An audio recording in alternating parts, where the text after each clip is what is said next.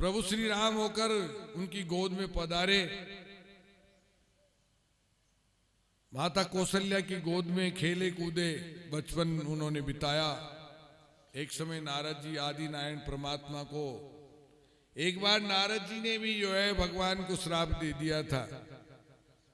वह श्राप सत्य करने के लिए प्रभु पधारे। पार्वती जी ने बोले महाराज नारद जी ने भी, नारद जी भी श्राप दे सकते हैं क्या? परमात्मा के अवतार के कई कारण हैं, निश्चय पूर्वक कोई कारण नहीं हो सकता। उनकी इच्छा है, क्या कारण बने?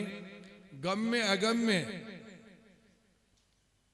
जो है अनेकों कारण है। जय विजय और सनत कुमारों का प्रसंग भगवान में भागवत में वर्णित है। भागवत कथा जो आपने सुनी है, ज्यादा भागवत कथा ही करते हैं लोग बाग। भागवत कथा के अंदर जय और विजय का वर्णन बहुत लंबा है। श्रीधर स्वामी भागवत के जो रचयिता है, प्रखर टीकाकार बोलते हैं उनको, उन्होंने भी ऐसा लिखा है। इनकी भागवत पर भी जो टीका जो की उन्होंने जो व्याख्या की, अर्थ किया जय विजय के प्रसंग के विषय में, स्वामी जी लिखते हैं परमात्मा की इच्छा हुई कि मुझे रमण करना है, लीला करनी है। परमात्मा ये प्रत्यक्ष लीला जीव के कल्याण के लिए है, इसलिए जीव का कल्याण हो परमात्मा की लीला कृपा करते हैं भगवान। एक बार ऐसा ही हुआ, सनत कुमार ब्रह्मा जी के पास जाकर कहते हैं कि पिताजी हमने संसार को देख लिया है, पूरे संसार को देख लिया हमने, इसमें हमें कोई सुख दिखाई नहीं देता, कोई सुखी भी दिखाई नहीं देता तो कोई सुख भी दिखाई नहीं देता, क्योंकि संसार है। जब सती ने राजा दक्ष के यहाँ जाने के लिए कहा था कि मेरे पिता यज्ञ करवा रहे, तो भगवान शंकर ने ये कहा था कि ये संसार है, किसी के यहाँ यज्ञ हो रहे हैं तो किसी के यहाँ रोना कूटना हो रहा है, किसी के यहाँ बच्चे पैदा हो रहे हैं, प्रसन्नता हो रही, किसी की शादी हो रही, तो किस किस को देखेगी, किस किस के पास जाएगी। ये संसार है, संसार में जाना, संसार में ध्यान रखना, अपने भजनों में ध्यान दो। लेकिन सती तो नहीं मानी थी ना, इसी प्रकार जो है वो कहती है। और वो ब्रह्मा जी महाराज को ये सनत कुमार कहते, ब्रह्मा जी की आज्ञा लेकर के भगवान आदि नारायण के दर्शन करने के लिए बैकुंठ में गए। सनत कुमार 4 हैं, और वो कौन कौन से हैं? 4 भेद माने गए हैं, मन बुद्धि चित्त और अहंकार। अंतःकरण संकल्प विकल्प करके तब मन कहलाता है। अंतःकरण का जो संकल्प और विकल्प जो होता है उसको मन कहते हैं। निर्णय जो होता है उसको बुद्धि कहते हैं। और इनमें जो विकार उत्पन्न होता है उसको अहंकार कहते हैं। और चित्त से मन में जो धारणा बना लेते हैं भगवान के प्रति उसको चित्त कहते हैं। तो इस प्रकार से जीवन को जीना है तो इन मन बुद्धि और चित्त और अहंकार, इनमें जो श्रेष्ठ है उसको अपनाना चाहिए और जो श्रेष्ठ नहीं है उसको त्याग देना चाहिए। मन भी 2 बात करता है। कथा सुनने के लिए कालू जी वहां से स्टैंड पे से रवाना हुए थे, तब इनका एक मन ये कहा कि चलेंगे नहीं चले, फिर एक मन कहा कि चलो चलते हैं। अब ये कौन से मन का कहना माने, और ये आ गए। इस प्रकार से ये मन जो है ना 2 बात करता है। अब मन के मते ने चाली और पलक पलक पे और,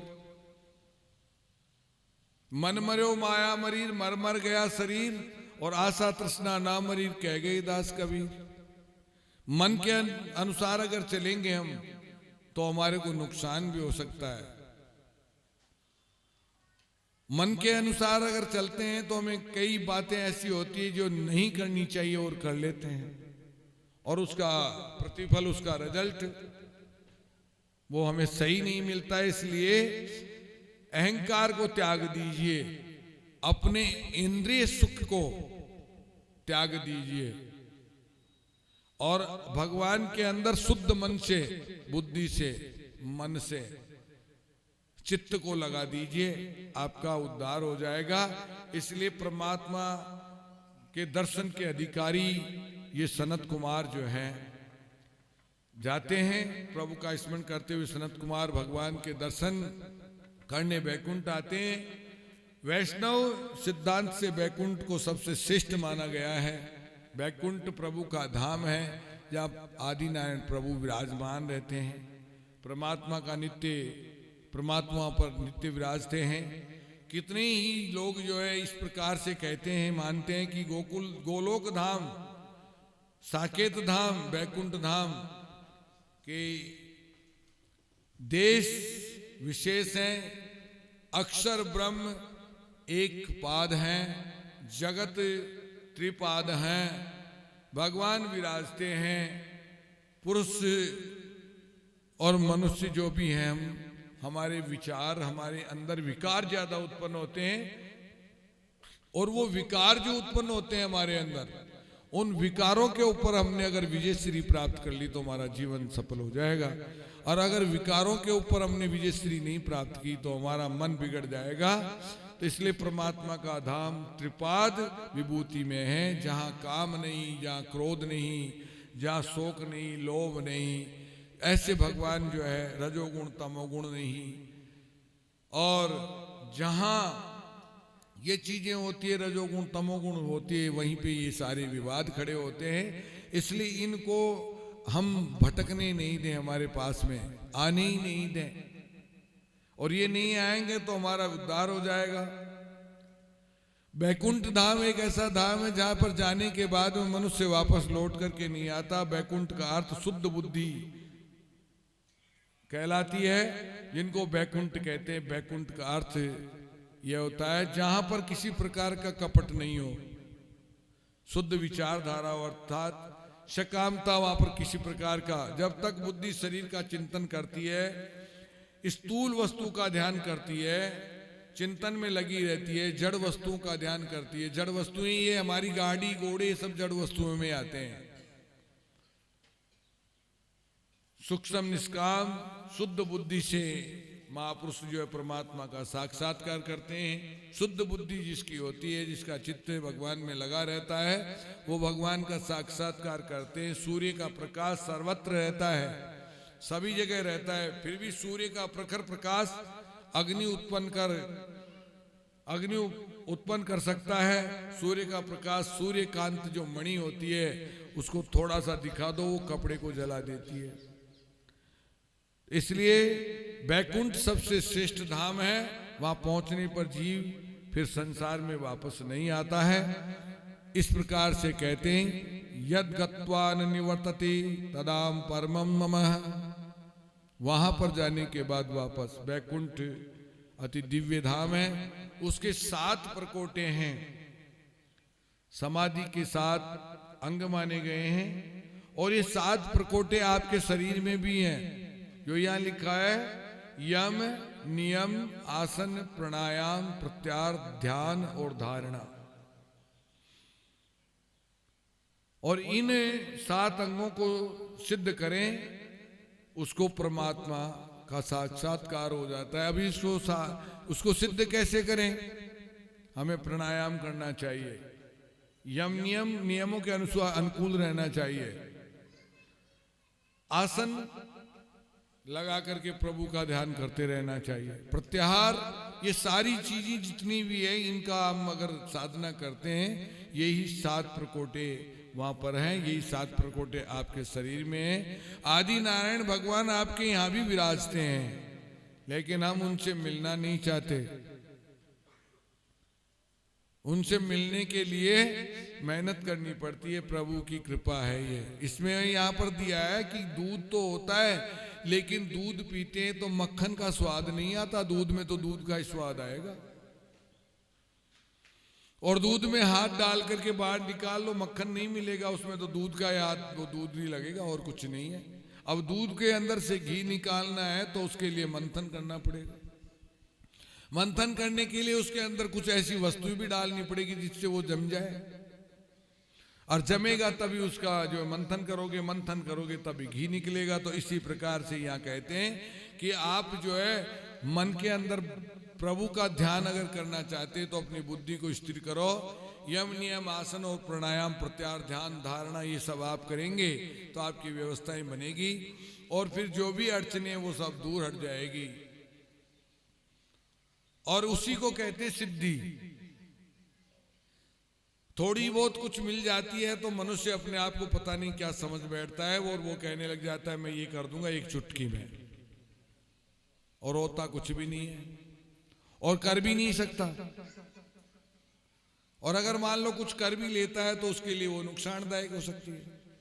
तो इसलिए मनुष्य शरीर को पालेने के बाद में हमारी धारणा इस प्रकार की बननी चाहिए तो जीवन हमारा सफल हो सकता है। सनत कुमार कीर्तन करते हुए प्रभु के दर्शन को जाते हैं। बैकुंठ के जो 6 दरवाजे उनको पार करते हैं और 7वें दरवाजे पर जब पहुंचते हैं तो वहां 2 द्वारपाल बैठे थे, उनका नाम था जय और विजय। वो बालक सनत कुमार जो है वो संत जो हैं चारों ज्ञानी हैं।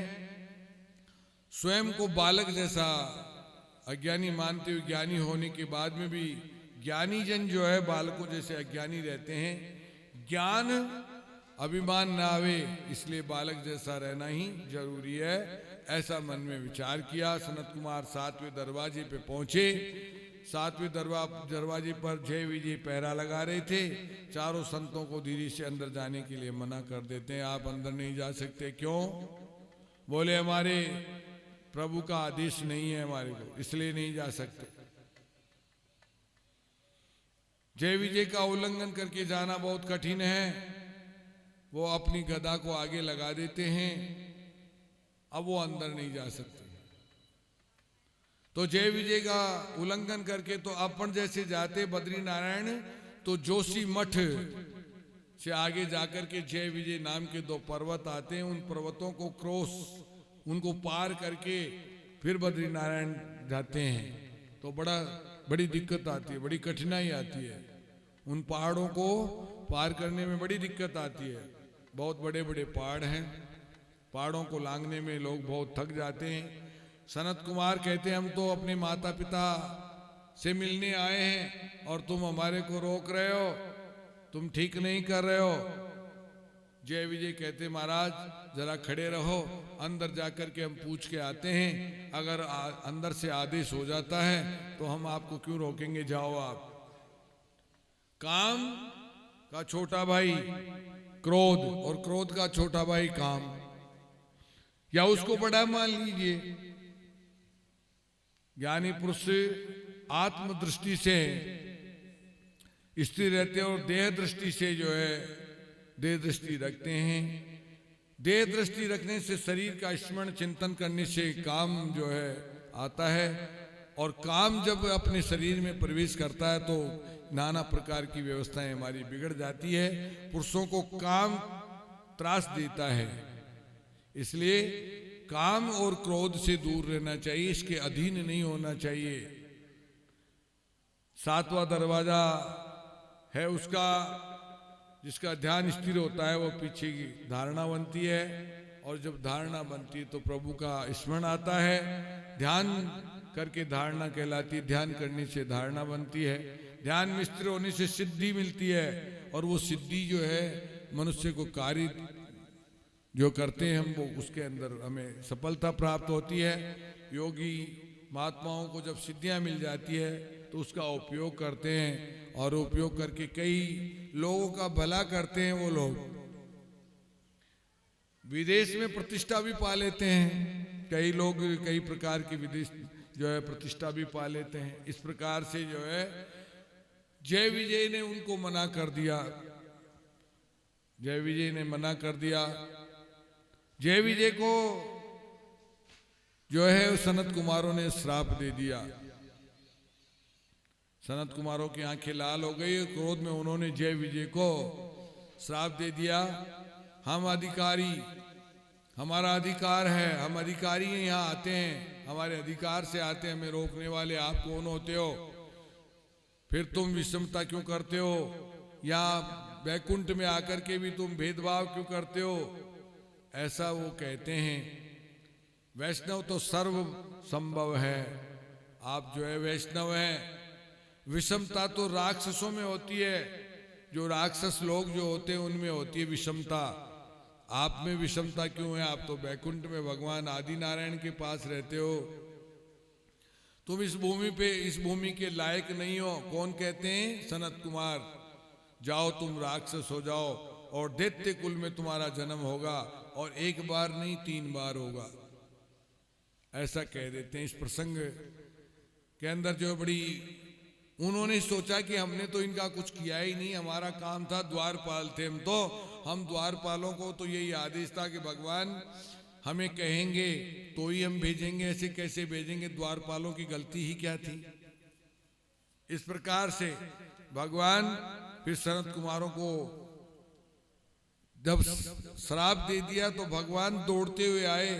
जय विजय जो उनके पार्षद थे, भगवान जैसे ही आए और कहने लगे कि तुम्हारी इसमें कोई गलती नहीं है। सनत कुमार बालक समझकर रोकते हैं सनत कुमारों को, उनकी अवज्ञा करते हैं। ऐसा ज्ञान जय विजय को के योग्य नहीं है। सनत कुमारों को क्रोध आया और उन्होंने योग्य नहीं समझा। जय विजय का पतन हो ये तो योग्य नहीं है। बैकुंठ में से जीव का पतन हो तो ये भी ठीक नहीं है। बैकुंठ में से ऐसा वर्णन अभी पीछे पड़ा, हमने ऐसी कथा पीछे आई आपके सामने कि बैकुंठ में जाने के बाद व्यक्ति वापस लौट करके नहीं आता है, तो वहां तो जय विजय उनके तो द्वारपाल थे, फिर वो वापस से जब भूमि के ऊपर जो क्यों आएंगे? और वो भी राक्षस कुल के अंदर उनका जन्म होगा, और वो भी 1 बार नहीं 3 बार होगा। तो ऐसा क्यों? तो इसमें लिखा है कि भगवान को जब इच्छा होती है कुश्ती करने की तो अपने पार्षदों को ही भेजते हैं, दूसरे से तो कुश्ती करेंगे ही क्यों? वो आपकी और हमारी तो हिम्मत भी क्या है उनसे कुश्ती करने की? क्यों साहब? आपकी और हमारी तो क्या स्थिति है उनके सामने? वो हमारे से क्या कुश्ती करेंगे? हमारे से तो कुश्ती करने की व्यवस्था भी नहीं है, अपन तो इतनी सामर्थ्य भी नहीं रखते हैं। तो उनको कुश्ती करने की उनकी इच्छा होती है कि मैं किससे, मेरा मुकाबला किससे हो, और मुकाबला बराबर के आदमी से होना चाहिए। लड़ाई भी नीति से लड़नी चाहिए। गैर नीति से लड़ाई लड़ी जाती है, उस लड़ाई को मैं नीति उसको गलत मानता हूं। और अपने बराबर के से लड़ना चाहिए। छोटे आदमी को दबाने में कोई जोर नहीं आता है, वो तो धमकाओगे तो डर जाएगा वैसे ही। तो नीति से लड़ो। इस प्रकार से जो है उन्होंने जय विजय को जन्म लेने के लिए कहा कि भाई मैं तुम्हारा उद्धार करने के लिए आऊंगा और मैं ही करूंगा तुम्हारा उद्धार। ऐसे भगवान, आश्रित का त्याग करना प्रभु को शोभा नहीं देता। जो आश्रित भगवान के होते हैं उसको शोभा नहीं देता, लेकिन जब होना है तो उसको कोई रोक नहीं सकता। इसलिए प्रभु की कृपा है। प्रभु ने कहा तुम्हारा अपमान तो मेरा अपमान, तुमने जो किया वह योग्य किया है। 3 जन्म पश्चात विजय, जय और विजय पुनः मेरे धाम को आएंगे। भगवान ने जय विजय से कहा तुम्हारे 3 अवतार होंगे, परंतु तुम्हारा उद्धार करने के लिए मैं 4 अवतार लूंगा, 4 बार अवतार लूंगा। भगवान ने ऐसे कहा। पहले जन्म में जय और विजय हिरण्याक्ष और हिरण्याकश्यप हुए। दूसरे जन्म में रावण और कुंभकर्ण हुए। तीसरे जन्म में शिशुपाल और दंतवक्र हुए। हिरण्याक्ष और हिरण्याकश्यप को शिशुपाल की ये लोभ के अवतार है, रावण और कुंभकर्ण काम के अवतार हैं। शिशुपाल और दंतवक्र क्रोध के अवतार है। काम, क्रोध और लोभ मनुष्य के 3 महाशत्रु हैं, और ये हमारे बिल्कुल 100% शत्रु है, इसमें कोई दो राय नहीं है। फिर भी हम जो है इनका सहारा लेते हैं। क्रोध करना, लोभ करना, काम करना, काम में भी फंसना, क्रोध में भी और लोभ में भी। मैं भी मना नहीं करता हूं, काम, क्रोध, लोभ होना तो चाहिए, लेकिन कितना होना चाहिए? सामने वाले को तनिक सा डराने के लिए थोड़ा सा क्रोध अगर आप करते हैं कोई बुराई नहीं है, लेकिन क्रोध में उसके प्राण ही ले लें तो वो ठीक है नहीं है। काम में फंसना तो चाहिए, लेकिन कितना सा? इच्छा पूर्ति हुई, बात खत्म। लेकिन क्रोध और काम और लोभ पैसे कमाने तो चाहिए, पर कितने? पैसे तो कमाना बुरी बात नहीं है, कमाना तो चाहिए, लेकिन रात और दिन ही लगे रहें फिर रखोगे कहां? और रखोगे तो रखोगे, लेकिन घर वाले लड़ेंगे फिर आपसे, इतने तो मेरे हैं, इतने आपके हैं, नहीं दो तो लड़ाई लड़ेंगे। आज जो लड़ाई हो रही है या पहले भी जो लड़ाई होती थी वो इसी कारण से तो हुई कि ये जमीन मेरी है, इसका स्वामित्व तो मेरे ऊपर है। कितने दिन रहोगे आप? ये जिस सीट के ऊपर मैं बैठा हूं कितने दिन के लिए हूं मैं, ये बताओ मुझे। 9 दिन के बाद में न कैलाश जी मुझे पूछेंगे ना आप मुझे सुनेंगे। और अगर मैं इसी सीट के ऊपर बैठे बैठे अगर 1 महीने तक चलता रहूं तो आप ये कहेंगे मूड पचा रहा है, इसको छोड़ो, चक्कर में क्यों पड़ रहे हो बिना मतलब में, आगे चलेंगे भैया, ये तो फ्री है। तो यही है, इतना ही होना चाहिए। सीमा होती है हर व्यक्ति की, हर काम की सीमा होती है। अब हम सीमा से बाहर जाएंगे तो दुख पाने का काम होगा, सीमा के अंदर रहेंगे तो काम दुख पाने का नहीं होगा। मैं ये नहीं कहता कि मंदिर में 24 घंटे बैठे रहो, 24 घंटे बैठे रहोगे तो ये बच्चे क्या खाएंगे, परिवार कैसे चलेगा हमारा, हमारी व्यवस्थाएं कैसे चलेगी, समाज के अंदर हमारे को कौन पूछेगा। लेकिन ये नहीं होना चाहिए कि हम मंदिर ही नहीं जाए, भगवान को याद ही नहीं करें। ये गलत विचार है। कोई कहता है कि मंदिर में क्या है, मंदिर में बहुत कुछ है। मैं ये नहीं कहता कि वहां पर आप कुछ पैसे चढ़ाइए, आप कुछ वहां से लेके आइए, नहीं, आप लेके ही मत जाओ कुछ भी, आपकी इच्छा है तो ले जाओ, नहीं मत लेके जाओ, लेकिन भगवान के दर्शन करने के लिए अवश्य जाओ। अगर वहां नहीं है तो आप अपने घर के अंदर माता पिता की तस्वीर क्यों लगाते हो, उनके दर्शन क्यों करते हो? फिर वो भी हमारे पूर्वज ही हैं, उनसे इतना प्रेम है तो हम तो भगवान के बिना तो इस सृष्टि पे आ ही नहीं सकते, हमारा तो जन्म ही नहीं हो सकता। हमारे माता पिता को जन्म देने वाला भी कोई उनके माता पिता होंगे, तो उनको भी जन्म देने वाले कोई उनके भी माता पिता होंगे, फिर उनके भी माता पिता होंगे, तो वो कहां से आए? तो भगवान के बिना हमारा उद्धार नहीं हो सकता। तो जय विजय को श्राप जो लगा, इसमें भगवान एक रूप जो है वराह रूप धारण किया था, उसने भगवान ने उनका उद्धार करने के लिए। और एक बार भगवान कृष्ण बने, एक बार रामावतार राम जी बने, एक बार भगवान नरसिंह बने। इस प्रकार से ये जो है उद्धार किया, और इनका जो है उद्धार करके भगवान जो है वापस अपने धाम को ले जाते हैं इनको। तो ये मतलब प्रभु अगर कुछ करते हैं तो अपने लिए करते हैं, स्वयं के लिए नहीं करते, अपने लिए, मतलब मनुष्य के जीवन का उद्धार करने के लिए करते हैं। और उनका उद्धार करते हैं और फिर वो मर्यादा बना करके वापस अपने धाम को चले जाते हैं। और हम ये सोचते हैं कि भगवान जो है यहाँ पर आए थे, जन्म लिया था, अब वो चले गए, अपने जैसे वो भी थे, नहीं है। ये कोई कह नहीं सकता कि भगवान ने जन्म लिया, वो तो केवल प्रकट होते हैं। इसलिए भगवान की लीला रामावतार में जय और विजय को मिले साहब के कारण रामावतार मनु और शत्रुपा जी महाराज के यहाँ जो उन्होंने वरदान दिया था, उनके यहाँ उत्पन्न हुए थे। जीवन की उत्तर अवस्था जब आती है, स्वयंभु मनु जी और महारानी शत्रुपा पुत्र को राज्यभार देकर के नैमिषारण्य तीर्थ पे चले जाते हैं, गोमती तट पर निवास करते हैं, वहां पर ऋषियों से बातें करते हैं, तीर्थ यात्रा करते हैं। उसके बाद ऋषि जीवन अपना लिया, उन्होंने भगवान की सेवा में लग गए, ऋषि संत स्वरूप अपना जीवन अपना लिया और वलकल वस्त्र धारण कर लिए। उन्होंने कंदमूल फल का सेवन किया, उन्होंने खाने में जो है कंदमूल फल खाए, संत समाज में जाकर के पुराणों का उन्होंने श्रवण किया यानी सुना। ओम नमो भगवते वासुदेवाय मंत्र का उन्होंने जप किया। इसको द्वादक्षर मंत्र कहते हैं। वासुदेव भगवान का ये मंत्र है, इसको आप भी जप सकते हैं। और गुरु बनाने की जरूरत नहीं है। मैं आपके सामने बोल दिया, मान लो आप, मैं ही गुरु हूं आपका, और मेरे को भी आप गुरु नहीं माने, मैं आपको कहता भी नहीं हूं कि मैं आपका गुरु हूं और गुरु बनना भी नहीं चाहता। अब तक जितनी भी कथाएं की, मेरे पीछे बहुत सारे लोग पड़े हैं, लेकिन मैंने कभी किसी से ये नहीं कहा कि मैं आपका गुरु बनना चाहूंगा। मैंने मना किया, क्योंकि गुरु बनना नरकों में जाने का काम है। इसका कारण मेरे से पूछोगे तो मैं बता दूंगा आपको, क्योंकि आप लोग मंत्र तो ले लेंगे लेकिन जपेंगे नहीं, जपेंगे नहीं तो हम तो नरकों में जाएंगे, फिर हमें कोई लाभ नहीं मिलेगा। आपने मंत्र जप किया नहीं, नाम सुन लिया और कहने के लिए हम गुरु बन गए।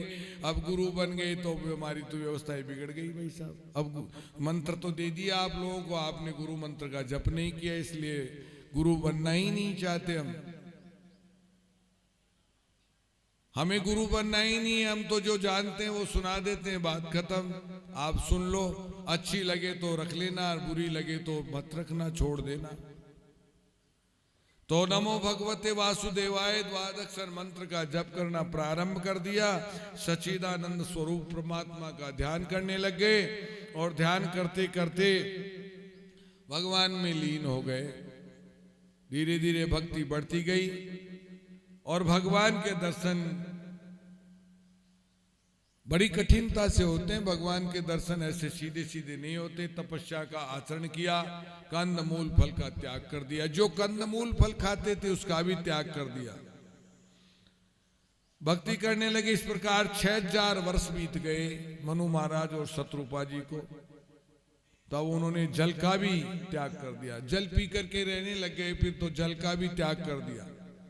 परमात्मा के अलौकिक सेवा का त्याग, अलौकिक सुखों का त्याग कर दिया। जो लौकिक सुख जो है उनका भी त्याग कर दिया। इस पर्यंत 7000 वर्ष तक रहे। फिर धीरे धीरे उनका शरीर जो निर्वह तब चालू रहा। निष्कृष्ट ऐसे हो गए, पतले दुबले से हो गए। कुल मिलाकर के उन्होंने निरार तपस्या की, और 23000 वर्ष की उन्होंने तपस्या की। भगवान का 23000 वर्ष तक, या एक दिन के अंदर जीव निकल जाता है। एक चौथ को व्रत करे थे, चौथ को व्रत सुमारे तो रोटी के माला टूट पड़े थे। रोटी खाओ कहीं घुंदरे वातावरण में मरिया जीव निकल रहे। इन्होंने तो सभी कुछ त्याग दिया, जल भी त्याग दिया, कंदमूल फल भी त्याग दिए, कुछ खाया ही नहीं। हवा के सहारे से रहने लगे और भगवान के भजन करने लग गए। और भजन किया उन्होंने, थोड़ा सा भजन नहीं किया, 1-2 दिन नहीं किया, 23000 वर्ष तक तपस्या की। अब आप ये कहेंगे वो मनुष्य ही थे, भगवान नहीं थे। मनु महाराज और शत्रुपा जी मनुष्य ही थे। आप और हम भी मनुष्य ही हैं। कलयुग के अंदर शतायु बोले गई है कि यानी 100 वर्ष की उम्र है। 100 वर्ष के अंदर आप कम से कम 2-4 वर्ष तो रह जाओ ऐसे। बोले महाराज जल्दी काम निमट जाओ लो फिर मां को। क्यों? इन्होंने जो है खूब तपस्या की। देवता लोग जो है घबराने लगे कि कहीं ये मनु महाराज और शत्रुपा जी कहीं हमारे ऊपर तो कोई व्यवस्था नहीं लगा देंगे, क्योंकि डरने लग जाते। इंद्र को सबसे जल्दी डर लगता है। इंद्र ने सोचा कि हमारा सिंहासन नहीं ले लें कहीं। लोभी जो लोग होते हैं उनको डर लगता है, इंद्र भी लोभी है तो इंद्र को जल्दी डर लगता है। तब अधिक बड़ा ब्रह्मादिक देवता बार बार सम्मुख जाके, बहुत बड़े बड़े देवता लोग वहां जाते हैं, मनु महाराज को समझाते हैं, शत्रुपा जी को समझाते हैं, वरदान का लालच देते हैं, लेकिन वो मना कर देते हैं, भैया हमें तो वरदान चाहिए ही नहीं। बोले जितना माल लेना चाहो उतना माल ले लो, सोना ले लो, चांदी ले लो। अरे भाई और कुछ चाहो वो ले लो। बोले भैया हमें कुछ नहीं चाहिए। फिर क्या होता है कि प्रभु की कृपा, एक दिन प्रत्यक्ष भगवान उनके सामने प्रकट होते हैं और कहते हैं भाई मैं आपके सामने आया हूं और आप क्या मांगते हो वो मांगो मेरे से। मनु महाराज और शत्रुपा जी ने कहा कि महाराज हमें कुछ नहीं चाहिए, आप जैसा पुत्र हमें चाहिए। भगवान ने कहा आप जैसा पुत्र, मेरा जैसा पुत्र आपको चाहिए तो मेरा जैसा तो मैं ही हूं, दूसरा कोई है ही नहीं, मैं किसको भेजूं आपके पास। तो त्रेता के अंदर भगवान वो मनु महाराज तो बने राजा दशरथ, और कौशल्या जो है मनु की पत्नी जो थी शत्रुपा जी बनी। शत्रुपा जी जो है कौशल्या बन गई, और उनके यहाँ भगवान नारायण भगवान राम के रूप में जो है अवतरित हुए, प्रकट हुए, ऐसा वर्णन है। तो प्रभु की लीला किस प्रकार किसके ऊपर कृपा हो जाए, ये प्रभु के ऊपर है। हमें भी प्रभु की कृपा मिल सकती है, लेकिन हम जो है प्रभु की कृपा प्राप्त करना ही नहीं चाहते हैं। हम तो केवल मात्र इस संसार की माया में उलझे हुए हैं, और ये माया जो है हमें इस प्रकार से जकड़ रखी है, जैसे दीमक लग जाती है ना, उस प्रकार दीमक की तरह जकड़ रखी है। इसलिए जीवन का अगर उद्धार करना चाहते हैं तो इस संसार रूपी सागर से निकलने के लिए भगवान का नाम निरंतर लेते रहो, भगवान का भजन करते रहो। भजन करने में ही सार है, बाकी अपने साथ में और कुछ भी जाने वाला नहीं है। और ये भगवान का नाम हमारा सबसे उद्धार करने का काम है। यानी हमारा उद्धार तभी हो सकता है, नहीं तो नहीं हो सकता। जीवन जीने की शैली और जीवन का उद्धार और हमारा उद्देश्य अगर सही है तो हमारा जीवन साकार है, और अगर हमारा उद्देश्य सही नहीं है तो हमारा जीना, मनुष्य रूप धारण करना, ये साकार नहीं हो सकता। ये हमारे लिए नुकसानप्रद है। एक घड़ी आधी घड़ी और आधी में पुनियादी, तुलसी संगत साधु की हरे कोटि अपराध। अरे मुक्ति का कोई तो जतन कर ले, नर थोड़ा थोड़ा बंदे थोड़ा थोड़ा हरि का भजन कर। ओ नर थोड़ा थोड़ा हरि का भजन कर ले, मुक्ति का कोई तो जतन कर ले। मुक्ति का कोई तो जतन कर ले, मुझे थोड़ा थोड़ा हरि का भजन कर ले। अब थोड़ा थोड़ा हरि का भजन कर ले।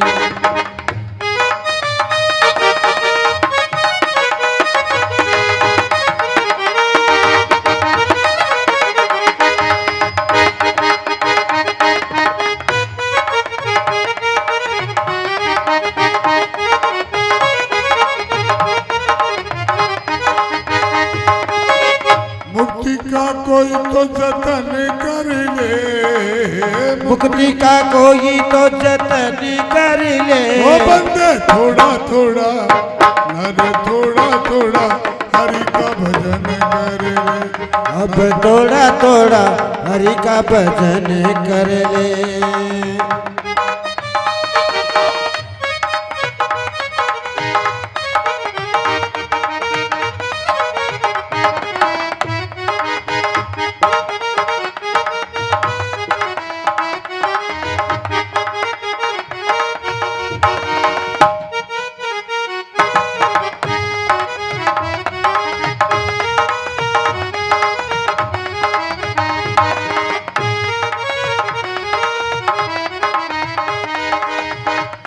करेगा तो बड़ा ही सुख पाएगा, भक्ति करेगा तो बड़ा ही सुख पाएगा। भक्ति करेगा तो बड़ा ही सुख पाएगा, भक्ति करेगा तो तू बड़ा ही सुख पाएगा। भक्ति से आत्मा का मैल धुल जाएगा, भक्ति से आत्मा का मैल धूप जाएगा। आत्मा से राम को नमन कर ले, आत्मा को राम से मिलन कर ले। ओ बंदे थोड़ा थोड़ा बंदे थोड़ा थोड़ा हरि का भजन कर ले। हरि का भजन कर ले।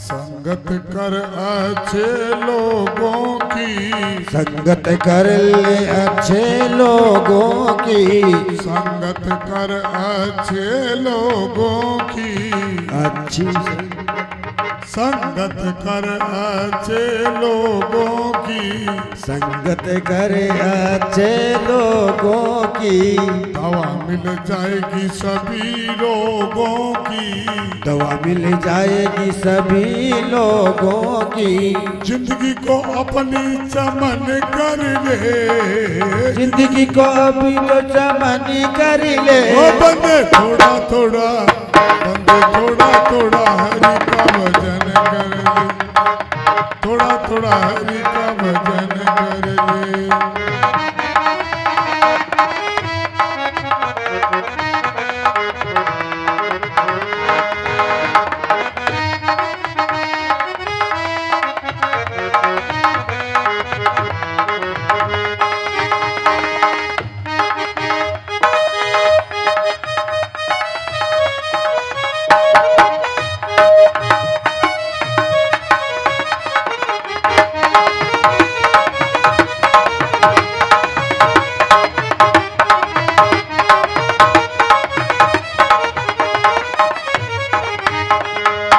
संतों की जग में यही है निशानी, संतों की जगत में ये निशानी, अच्छे अच्छे कर्म और मीठी मीठी वाणी, अच्छे अच्छे कर्म और अच्छे अच्छी वाणी, अच्छे अच्छे कर्म और मीठी मीठी वाणी, अच्छे अच्छे कर्म और मीठी मीठी वाणी, क्रोध काया से दफन कर ले, क्रोध काया से दफन कर ले, बंदे थोड़ा थोड़ा हरि का भजन कर ले, बंदे थोड़ा थोड़ा हरि का भजन कर ले।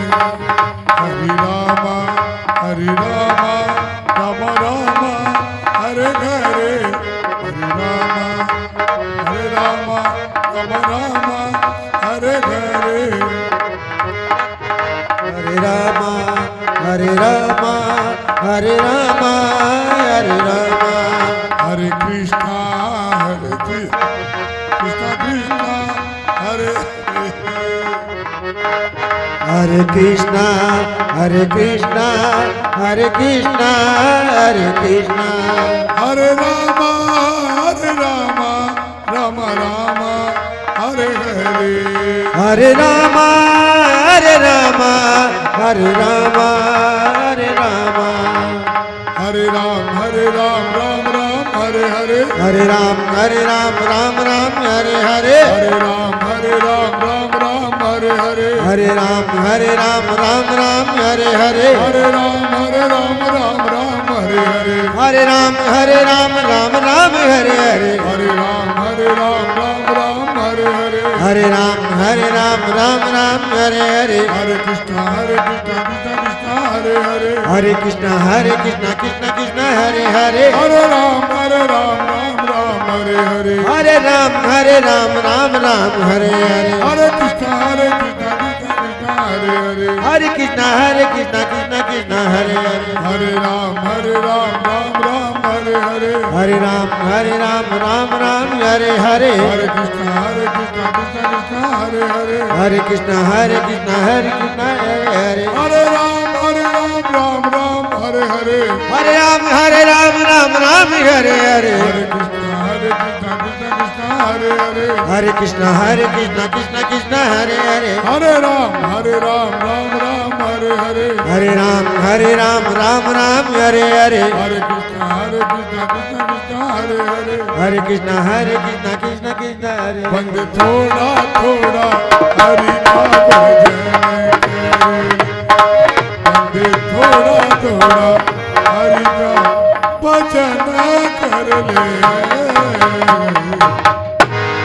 बोले सीताराम भगवान की जय हो। हनुमान जी महाराज की जय हो गुरु महाराज की जय हो शंकर भगवान की जय हो जय जय सीताराम। शंकर भगवान माता पार्वती को ये कथा सुना रहे हैं।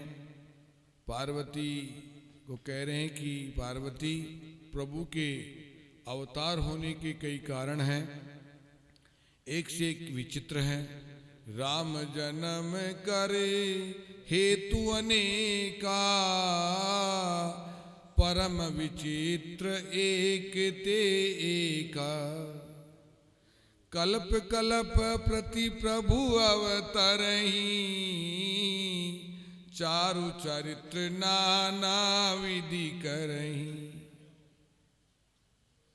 कई प्रकार के चरित्र करते हैं और कई कारण हैं। प्रत्येक कल्प में परमात्मा लीला करते हैं, अवतार धारण करते हैं। और ऐसा भी हुआ है कि नारद जी को क्रोध आता है भगवान के ऊपर। आदि नारायण परमात्मा को नारद जी महाराज श्राप दे देते हैं। नारद जी के श्राप को सत्य करने के लिए प्रभु श्री राम अवतरित होते हैं। भगवान नारायण, आदि नारायण भगवान नारायण जो है प्रकट होते हैं। नारद जी का श्राप सुनकर के पार्वती को बड़ा अफसोस हुआ कि भगवान नारद जी तो जो है ऋषि हैं। आश्चर्य की बात है, नारद जी महाराज ने भगवान वैष्णव होते हुए भी बढ़िया सुंदर उनके भजन है और वैष्णव होते हुए भी ठाकुर जी को श्राप दे दिया। ऐसा कैसे हो सकता है? पार्वती ने कहा, महाराज ये कथा मुझे सुनने की इच्छा हो रही है, आप मुझे सुनाइए। तो नारद जी तो महान वैष्णव हैं, भक्त हैं भगवान के। फिर उन्होंने महान ज्ञानी होते हुए भी भगवान आदि नारायण को, प्रभु को श्राप क्यों दे दिया? क्रोध क्यों आया? शिव जी ने कहा, देवी कोई ज्ञानी नहीं, कोई मूर्ख नहीं। राम जी महाराज सबके हृदय में विराजते हैं और वो जो लीला करना चाहते हैं वही लीला वो करते हैं और वही लीला करते हैं। उनके बारे में ज्ञानी पुरुष भी मूढ़ बन जाते हैं। उनके जब भगवान की जब कृपा होती है तो ज्ञानी पुरुष भी मूर्ख बन जाते हैं। ज्ञान मिलना बहुत कठिन नहीं, ज्ञान मिलना बहुत कठिन नहीं है, लेकिन ज्ञान मिले और वो स्थिर रूप से हमारे पास रहे, वो कठिन है। पैसा आ गया, पैसा मिलना तो कठिन नहीं है, लेकिन उसकी रक्षा करना, उसकी सुरक्षा करना कठिन है भाई साहब। पता नहीं कब चोर आ जाएं, कब उठा के ले जाएं। बैंक ही लूट लेते हैं, लेकिन बैंक में आपको इतना सा सहारा है कि बैंक वाले जाने वो जाने हमारे तो पैसे खरे हैं। लेकिन कभी कभी ऐसा होता है बैंक में मना कर देता है कि नहीं है मेरे पास, मैं कहां से दूंगा, मैं तो दिवालिया हो गया। इसलिए सावधान रहना। अगर बैंक में पैसे जमा करा रखे हैं तो सावधान रहना, बैंक वाले भी मना कर देते हैं। नहीं मानो तो कई बार अखबार में पढ़े होंगे कि बैंक ने मना कर दिया, पैसे ही नहीं है मेरे पास। असली बैंक जो है ना वो तो और ही है। उस बैंक के अंदर पैसे अगर आप जमा करवाते हैं तो आपके पैसे सुरक्षित है। अब वो असली बैंक तो आप ही जानते हैं, मैं तो जानता नहीं हूं। मैं तो आपकी तरह अनाड़ी हूं, पढ़ा लिखा भी नहीं हूं। अब मैं आपको अनाड़ी कह करके अपनी तरफ से बोल रहा हूं तो फिर सही कौन है? तो मैं तो ये मानता हूं कि जो मेरे सामने बैठे वही सही है, मैं अनाड़ी हूं। पढ़ा लिखा भी आप ही लोगों को सबसे श्रेष्ठ मानता हूं, मैं पढ़ा लिखा भी नहीं हूं। तो समझने की आवश्यकता है कि असली पैसा, असली पूंजी जो है वो तो भगवान के नाम की है, वो उसकी चोरी भी नहीं हो सकती।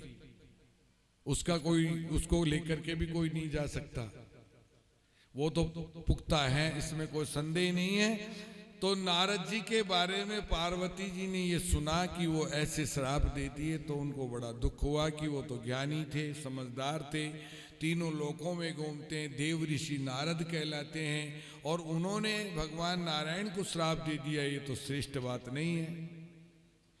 तो भगवान शंकर कहते हैं कि देवी जब सामने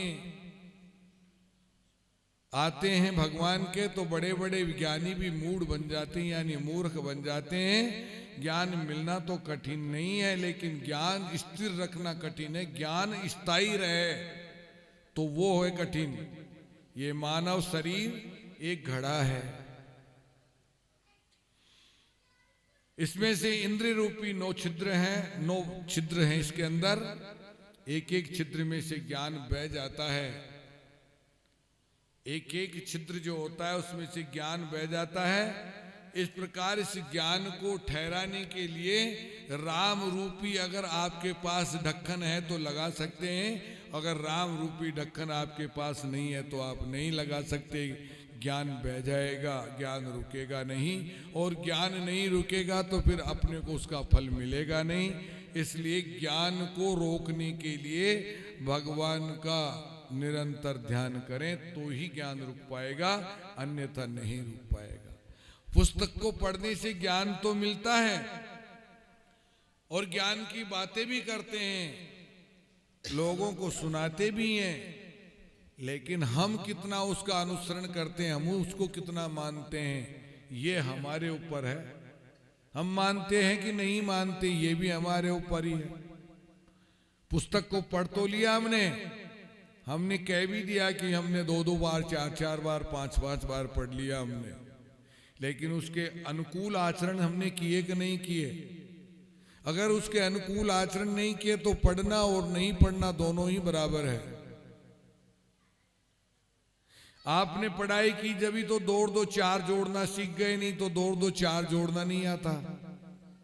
तो यही बात इस पुस्तकों के अंदर है।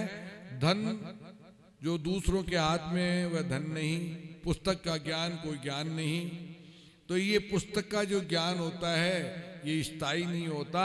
इसलिए शास्त्रों के अंदर जो ज्ञान है उस ज्ञान को रोकने के लिए, उसको स्थिर रखने के लिए राम रूपी जो ढक्कन है वो काम में आपको लेने पड़ेंगे, और वो ढक्कन आप इन 9 छिद्रों में लगाएंगे तब जाकर के वो ज्ञान ठहरेगा। नहीं तो इधर से सुनते हैं इधर से निकल जाता है। मैं कल पूछूंगा आपसे ये बातें, अब आप ध्यान से सुन लेना, मेरे को आपको बताना पड़ेगा। मेरे से सुनते हो आप भी तो बताओ मुझे। कल आपसे पूछूंगा, कहीं पूछने के चक्कर में आओ ही नहीं कि कल वो पूछेंगे मैं जाऊं कैसे, ऐसे नहीं होगा। पूछना पड़ेगा भैया, बिना पूछे तो काम चलता नहीं है ना। तो इसलिए आप ध्यान रखना, मैं कल पूछूंगा आपसे। तो क्रोध की अग्नि में, वासना की अग्नि में, काम की वासना में, इनमें फंसे रहना ठीक नहीं है।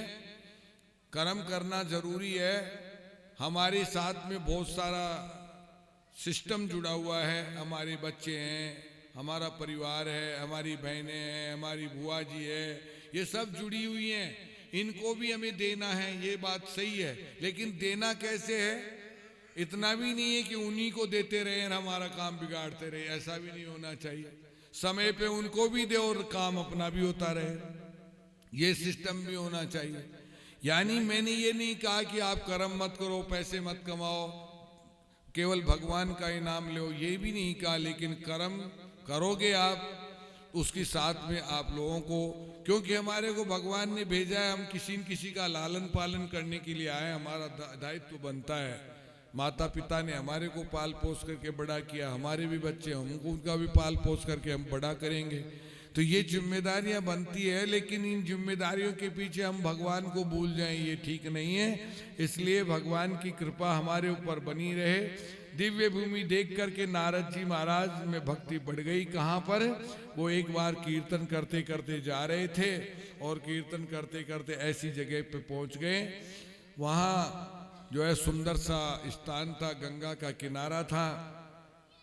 वहाँ जाकर के भगवान की कृपा से नारद जी में भक्ति जाग जाती है और भक्ति के करने के अंदर वो विलीन हो जाते हैं और वहाँ पर भक्ति करते करते मतवाले हो जाते नारद जी महाराज। नारद जी महाराज की भक्ति को डिगाने के लिए बहुत सारे अटकंडे अपनाए जाते हैं, बहुत सारी व्यवस्थाएं अपनाई जाती है।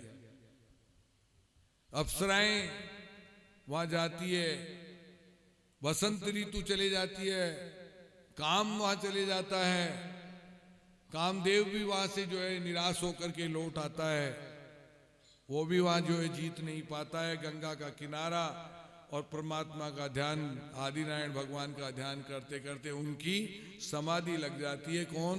नारद जी महाराज की। नारद जी समाधि में देह की सुध बुध भूल जाते हैं। देही जो ये हमारा जो शरीर है इसकी सुध बुध भूल गए। स्वर्ग के राजा इंद्र को चिंता लग गई कि नारद जी कहीं इंद्रासन तो पाना नहीं चाहते हैं। नारद जी ऐसी तपस्या क्यों करते हैं, इनको स्वर्ग का राज्य चाहिए क्या, ऐसा इंद्र के मन में विचार आता है। नारद जी तपस्या में विघ्न करने के लिए इंद्र ने कामदेव को भेजा, प्रेरित करके इंद्र ने कामदेव को आज्ञा दी कि जाओ और तुम नारद जी का ध्यान जो है डिगा दो, नारद जी का ध्यान जो है भंग कर दो। वहां जाकर के तपस्या कर रहे हैं, विघ्न करो उनकी तपस्या में, ऐसे कहते हैं। जहां नारद जी ध्यान मग्न बैठे थे, कामदेव अप्सराओं के साथ में गया। कामदेव का पुत्र वसंत, कामदेव वसंत ऋतु को भी साथ में लेकर के आया और सुंदर फूल फल, बहुत सारी वहां पर पेड़ पौधे, बड़ी सुंदर खुशबू, मंद मंद सुगंध, शीतल वायु बहने लगी, नाच गान होने लगे। लेकिन नारद जी के ऊपर उसका प्रभाव नहीं हुआ।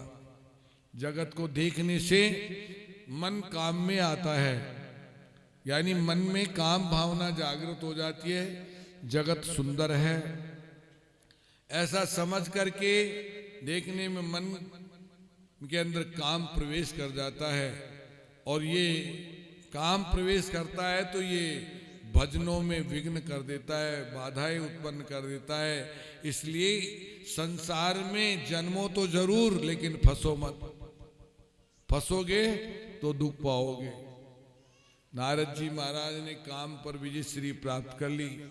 कई प्रकार के जो है उनको विचलित करने के लिए रास्ते अपनाए गए, लेकिन उन सबको वो जो है कुछ भी नहीं समझते हुए और समाधि में लग गए और भगवान के भजन करने लग गए। नारद जी सूक्ष्म अभिमान जागता है, फिर नारद जी जो है अपनी भक्ति पूरी होती है और तो उनके अंदर थोड़ा सा सूक्ष्म जो अभिमान जग जाता है। अभिमान अगर किसी व्यक्ति में, किसी स्त्री या पुरुष में जगता है तो वो मान के चलो कि हमारा पतन का कारण बन रहा है, अब हमारा पतन हो सकता है। इसलिए अभिमान जगा तो नारद जी महाराज कैलाश धाम चले जाते हैं। कैलाश भगवान भोलेनाथ के पास नारद जी आए, उसे भगवान शंकर को बहुत प्रसन्न हुआ, प्रसन्नता हुई, आनंद आया।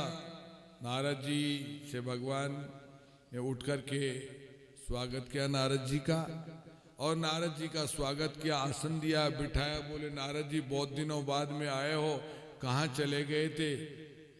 मन स्थिर करके परमात्मा का चिंतन करता था, मैं हिमालय में ही था, गंगा बह रही थी वहाँ, ऐसे कह रहे हैं। नारद जी ने कहा महाराज मैं तो यहीं था हिमालय में और यहीं भजन कर रहा था, समाधि लग गई। भगवान ने कहा बहुत अच्छा किया, परमात्मा का ध्यान करना ही महान पुण्य है, आपने बहुत बढ़िया कार्य किया है। आप जो है भगवान का ध्यान करके और आपने बहुत बढ़िया कार्य किया। तुम दान दो, यात्रा करो, मन अगर शुद्ध नहीं है तो तुम्हारी यात्रा और तुम्हारा दान किसी काम का नहीं है। अगर मन शुद्ध है तो आपकी यात्रा भी काम की है और आपका दान भी काम का है। नारद जी सब कथा सुनाने के बाद में फिर कामदेव के विषय में बोले कि मैंने कामदेव को जीत लिया है। शिव जी ने पूछा आपके ध्यान में कौन विक्षेप करने गया था, किसने आपके विघ्न डाला? बोले महाराज कामदेव गया था जो मैंने उसको जीत लिया। वो मेरे सामने टिक नहीं पाया। शंकर जी ने पूछा पीछे क्या हुआ, फिर क्या हुआ? बोले बताओ। नारद जी ने पूछा पीछे क्या होना था, मेरे आगे उसकी चली ही नहीं, हाँ वो मेरे सामने टिकाई नहीं। शांत चित्त से परमात्मा का ध्यान करता रहा। उसने अनेक प्रकार से मेरे ऊपर कई प्रकार के हाव भाव और कई प्रकार के नखरे लगाए, लेकिन मेरे ऊपर उसका कोई प्रभाव नहीं हुआ। मेरे मन को वो चंचल बना ही नहीं सका। प्रयत्न खूब किया परंतु निर्विकार बेचारा जैसे आया था वैसे ही वापस चला गया। ऐसे नारद जी महाराज कहते हैं। नारद जी के वर्णन करते हुए आत्मस्तुति करने लगे, मैं निर्विकार हूं, मैं अजय हूं, मैंने काम को जीत लिया। आत्मा की प्रशंसा करने में पुण्य का नाश हो जाता है। यानी खुद की प्रशंसा खुद करें कि मैं बहुत बड़ा आदमी हूं, मैंने बहुत कुछ किया है, तो वही अपना पतन है। इसलिए अगर कल्याण चाहते हो तो अपनी प्रशंसा खुद करो ही मत, और नहीं करनी चाहिए। और निंदा करने वालों को अधिक से अधिक संख्या में बोलो कि हमारी निंदा करो आप, बहुत अच्छी बात है। निंदा करने वाला बहुत प्रिय लगता है, मुझे भी लगता है प्रिय। हम तो किसी की निंदा करते ही नहीं, हमें जरूरत भी नहीं है, निंदा क्यों करें हम? निंदा करने से मुझे क्या लाभ मिलेगा? अगर मेरी कोई निंदा करता है तो बहुत अच्छी बात है। इसलिए निंदा किसी की करो ही मत। और निंदा करने वाला अगर आपकी निंदा करता है तो बहुत अच्छी बात है, लेकिन खुद की प्रशंसा मत करो कि मैंने ये कर दिया, वो बनवा दिया, ये कर दिया, उसका ये काम किया था, मैं वो कर दिया। आप और हम करने वाले हैं ही कौन? हमारी तो क्षमता ही क्या है जो हम करें किसी के लिए? इसलिए प्रभु का ध्यान करो, ये श्रेष्ठ है। शंकर भगवान को जब ये बात सुनी तो शंकर भगवान ने बोला कि मेरे को तो आपने बता दिया, लेकिन भगवान विष्णु को मत बताना। नारद जी के मन में ये भाव आ गए कि ये जो है मेरे से जल रहे हैं, ये द्वेष रखते हैं शंकर भगवान। क्यों नहीं कहूं मैंने काम किया है?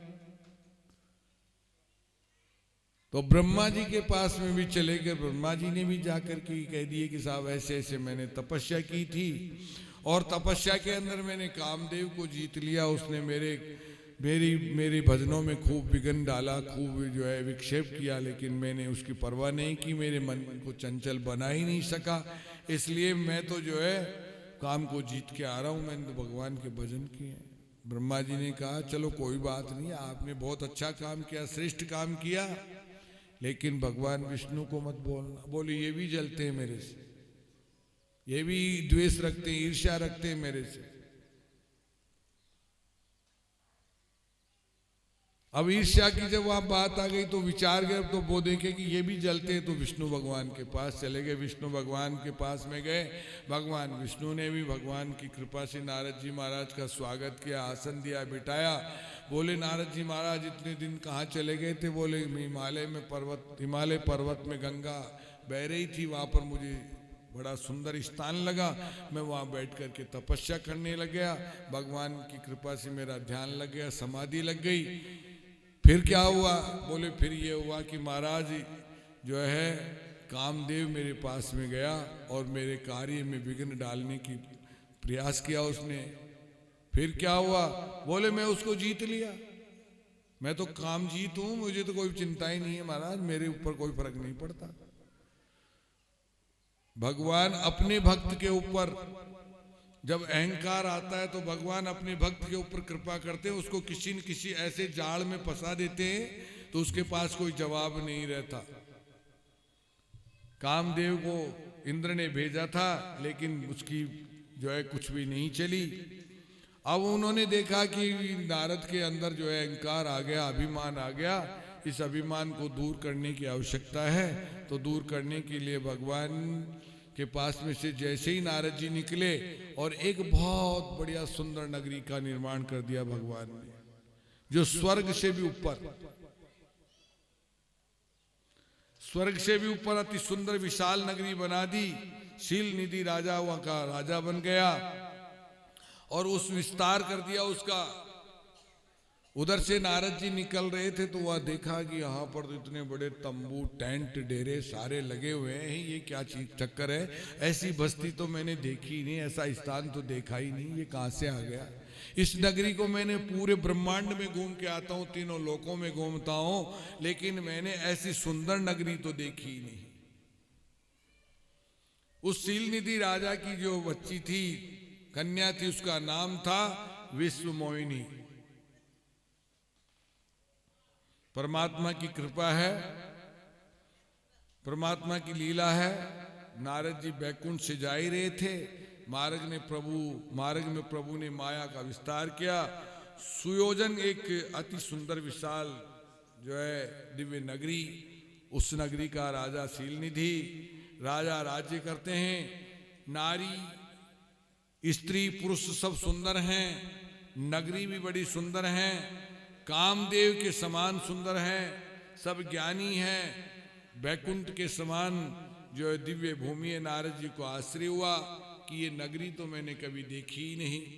राजा ने विश्वमोहिनी कन्या को बुलाया, नारद जी महाराज वहां पहुंच गए और विश्वमोहिनी कन्या को बुलाया। महाराज, नारद जी महाराज, आप तो देव ऋषि नारद है, बड़े विद्वान है, ज्योतिष के जानकार है, बुद्धिमान है, इस मेरी कन्या के विषय में बताओ, आप इसका हाथ देख करके बताओ, इसकी जन्म कुंडली देख करके बताओ। नारद जी महाराज बोले बुलाओ। जो नारद जी महाराज के सामने जब वो कन्या आई तो नारद जी महाराज उसकी तरफ देखने लगे, उसके हाथ वाथ देखना तो भूल गए, कुंडली उंडली सब भूल गए, और यो देखने लगे, बोले इतनी सुंदर तो मैंने कहीं देखी ही नहीं, ये कहां से आ गई। और मन में विचार करने लगे कि भाई साहब ये तो अलग ही है विचार। तो हाथ देखा तो हाथ देख करके बोले जो इस कन्या के साथ विवाह करेगा वो तो 3 लोक का स्वामी होगा। जो यह बारही अमर सोई होई, जो यह बारही अमर सोई होई, समर भूमि तेई जीतन होई, समर भूमि तेई जीतन होई। बोले ये इतनी सुंदर कन्या जो तपस्या नारद जी ने की थी हिमालय में, वो तो जाती रही उनकी, उसके रूप को देख करके जो उन्होंने तपस्या की थी वो सब चली गई। प्रभु की लीला है, अति प्रचंड रघुपति के माया, जई न मोहि अस को जग जाया। प्रभु की माया बड़ी निराली है, किसको कैसे घुमाना है वो जानते हैं अच्छी तरह से।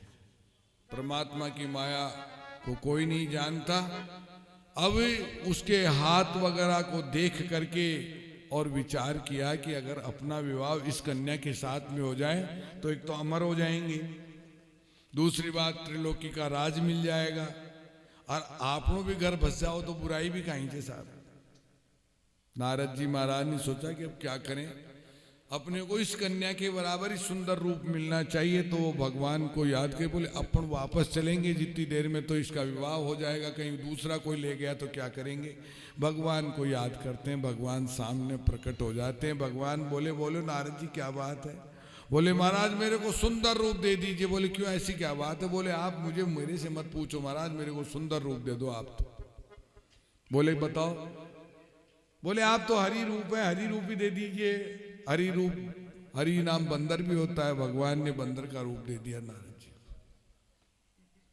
नारद जी बड़े प्रसन्न हो गए, वीणा बजाते बजाते वापस आकर के उसी जगह बैठ गए और ये विचार करने लगे कि अब ये विश्वमोहिनी आएगी, मेरे गले में माला डालेगी और मैं तो राजा बन जाऊंगा, अमर हो जाऊंगा।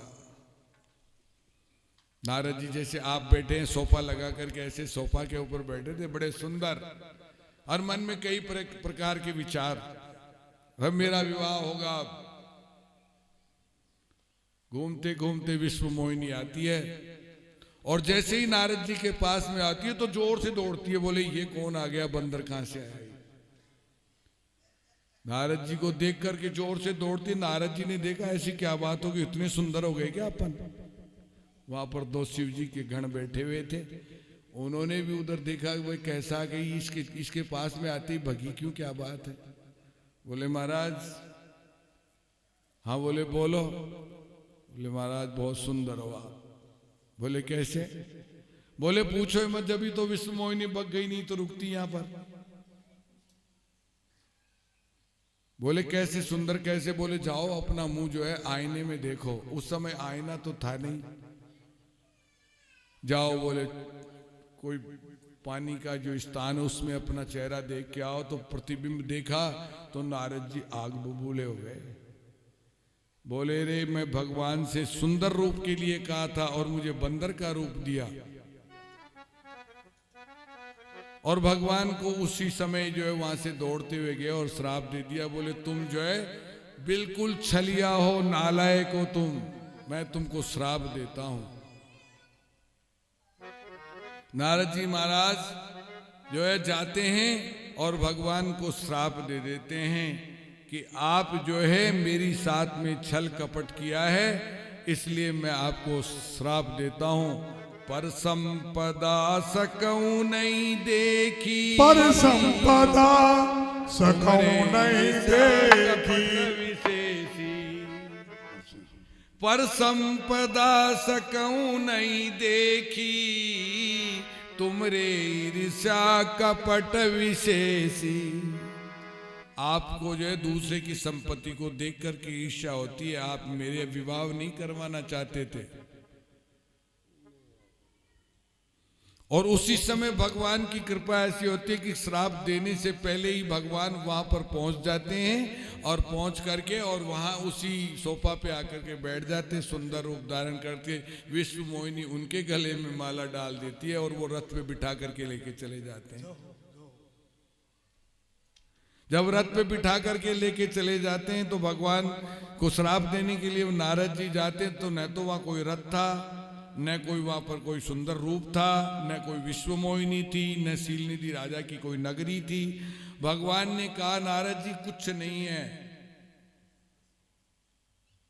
आपको थोड़ा सा अहंकार हो गया था, इसलिए हमने आपको ये अहंकार दूर करने के लिए आपको इतना सा बताया। हमने आपने तपस्या की थी, कामदेव को जीता था ना आपने तो। और नारद जी ने श्राप दिए नहीं, ये सारे के सारे बंदर बनेंगे, आपकी सुरक्षा बंदर ही करेंगे। ये रामावतार के अंदर जो है बंदर उनकी सुरक्षा किए थे, उनके साथ में गए थे। इस प्रकार से नारद जी महाराज ने उनको तो फिर बोले महाराज मेरी गलती हो गई, मुझे क्षमा कर दीजिए, थोड़े से समय के लिए मुझे अहंकार हो गया था, अब मुझे अहंकार से जो है निवृत्ति मिल गई। ये श्राप जो है आपको नहीं लगे तो ठीक है। बोले अब निकल गया मुंह से तो वो तो लगेगा, लेकिन अब क्या करूं मैं।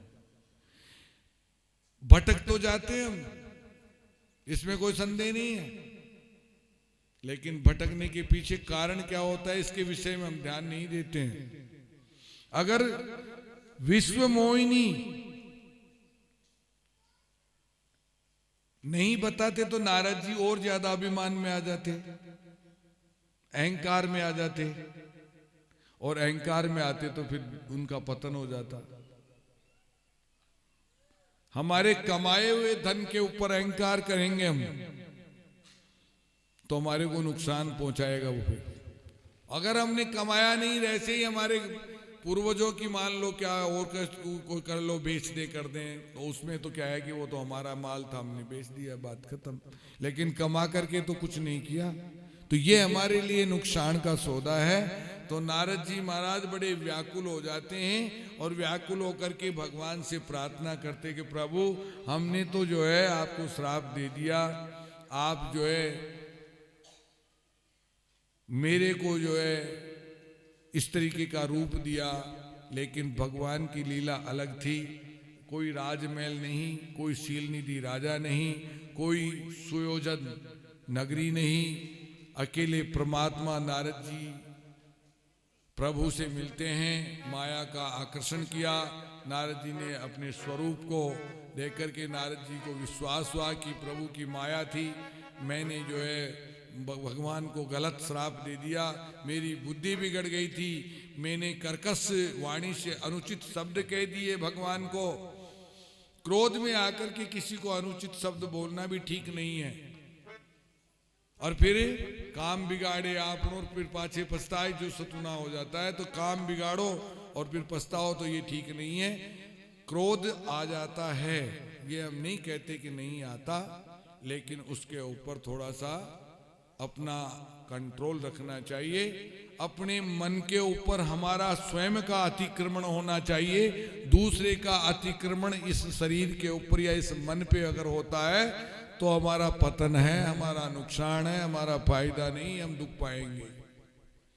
इसलिए हमारे कर्म के ऊपर, हमारे शरीर के ऊपर, हमारे मन के ऊपर हमारे स्वयं का आक्रमण होना चाहिए, अतिक्रमण होना चाहिए।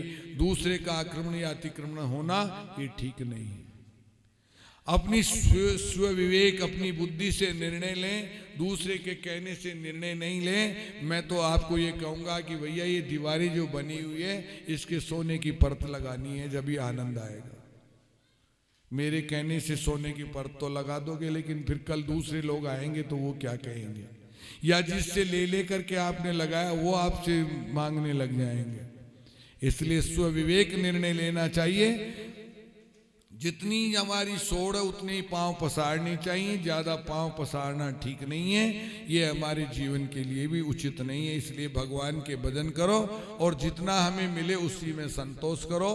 अधिक के लिए कभी भी चिल्लाओ नहीं, कभी भी कुछ करो मत, नुकसान ही नुकसान है। इसलिए अपने जीवन को चलाने के लिए प्रभु का ध्यान करते रहो। यही कारण जो है मनुष्य का पतन होता है, यही कारण से मनुष्य दुख पाता है। इसलिए दुखी नहीं होकर के सुखी रहने का प्रयत्न करो। 2 रोटी सुख से मिलती है तो उससे आनंद है, 4 रोटी अगर दुख से मिलती है तो उसमें आनंद नहीं है। इसलिए उसी में ज़्यादा सार है। भगवान का नाम निरंतर लेते रहो, भगवान के भजन करते रहो। भगवान ही अपने जो है साथी बनेंगे, भगवान ही हमारे को जो है पार कर सकते हैं संसार से, बाकी सब मिथ्या है। जीवन जो है परमात्मा ने हमें दिया है, बड़े भाग मानस तन पावा, बड़े भाग्य से मनुष्य शरीर मिला है। इस मनुष्य शरीर को पा लेने के बाद में अगर जीवन में हमने कुछ अच्छे कर्म नहीं किए तो फिर बेकार है, और अगर अच्छे कर्म किए हैं तो ये मनुष्य जीवन जीने का हमें लाभ मिलेगा, नहीं तो नहीं मिलेगा। अब लाभ प्राप्त करना है तो भगवान का भजन करो और अच्छे कर्म करो, अच्छाई की ओर जाओ, बुराई की ओर मत जाओ। ये हमारे जीवन का उद्देश्य होना चाहिए। ये हमारा जीवन है, मनुष्य जीवन हमें मिला है, प्रभु ने दिया है, और प्रभु ने ये जन्म दिया है, उसके अनुकूल हमारा कार्य हो वो ही श्रेष्ठ माना जाएगा। बाकी सब बेकार है, सब मिथ्या है। हाँ बोलो, बार-बार के बजा रहे बोलो। उस बातों में बीती गयो जन्म थारो, बातों में बीत गयो ओ जन्म थारो, बातों में बीत। तूने कब हुना राम कहो, ओ कब हुना राम कहो, जन्म थारो बातों में बीत गयो। जन्म तारो बातों में बीत गयो। 5 बरस का बालक बोला, अब तो 20 भयो, मगर 25 माया कारण, मगर 25 माया कारण देश विदेश गयो। जन्म तारो बातों में बीत गयो, जन्म तारो बातों में बीत गयो।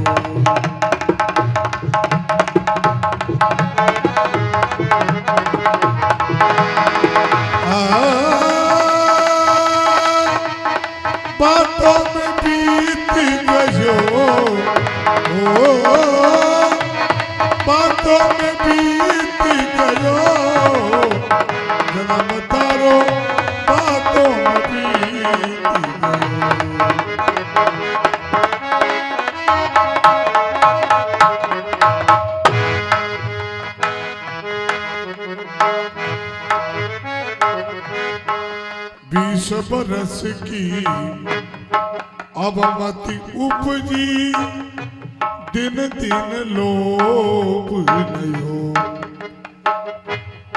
माया जोड़ी लाख करोड़ी, माया जोड़ी लाख करोड़ी, अजहू न प्राप्ति भजो। जन्म तारो बातों में बीत गयो, जन्म तारो बातों में बीत गयो।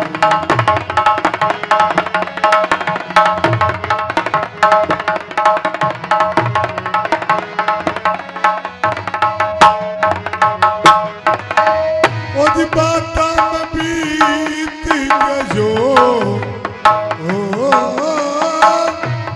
बातों में बीत गयो। जन्म तारो बातों में बीत गयो,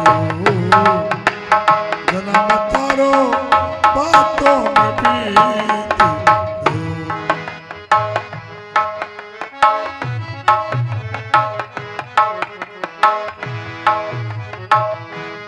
ये संसार माया का लोभी, झूठो ठाठ थयो।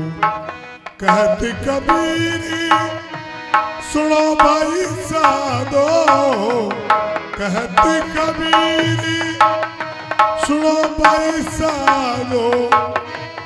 राम ने तू भूल गयो, जन्म तारो बातों में बीत गयो, जन्म तारो बातों में बीत गयो।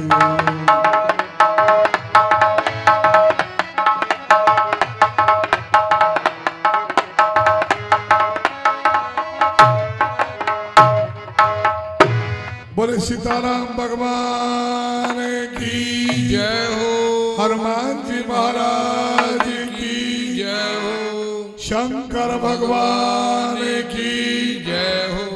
गुरु महाराज की जय हो। जय जय सीताराम। क्षणभंगुर जीवन की कलिका, कल प्रातः काल खिली न खिली। क्षणभंगुर जीवन की कलिका, कल प्रातः काल खिली न खिली। मलिया चल की शुचि शीतल मंद सुगंध, समीर चली न चली। मलिया चल की शुचि शीतल मंद सुगंध, समीर चली न चली। कलिकाल कुठार लिए फिरता, तन कोमल चोट झिली न झिली। रट ले हरि नाम हरि रसना, रट ले हरि नाम हरि रसना। फिर अंत समय में हिली न हिली। क्षणभंगुर जीवन है ये, पता नहीं कब चले जाए। और काल जो है हमारे पीछे खड़ा है, कब प्रहार कर दे हमारे ऊपर। इसलिए कह रहा है ये बनाने वाले ने, कवि ने, कि हरि का नाम ले ले। पता नहीं ये जीव अंत समय में हिलेगी कि नहीं हिलेगी, कोई गारंटी नहीं है। इसलिए प्रभु का ध्यान करो। जीवन अमूल्य है, परमात्मा श्रेष्ठ हैं। और जीवन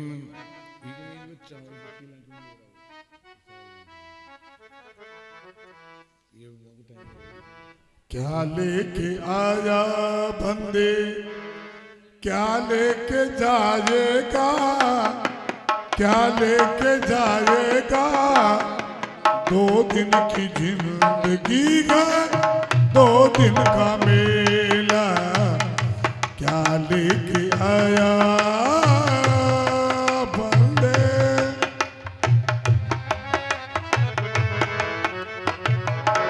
क्या लेके आया बंदे, क्या लेके जाएगा, क्या लेके जाएगा, 2 दिन की जिंदगी है 2 दिन का मेल।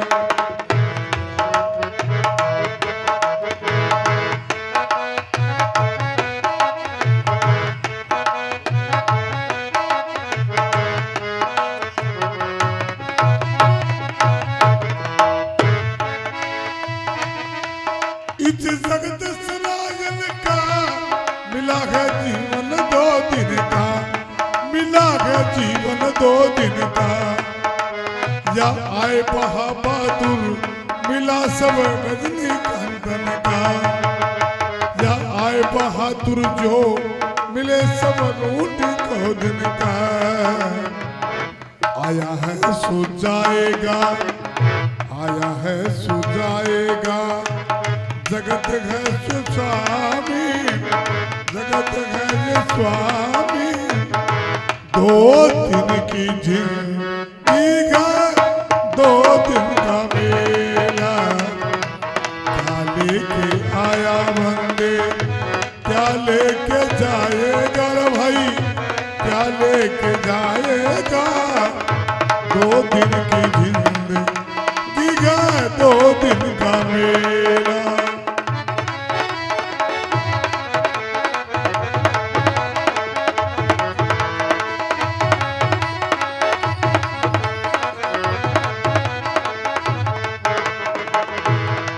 लेके आया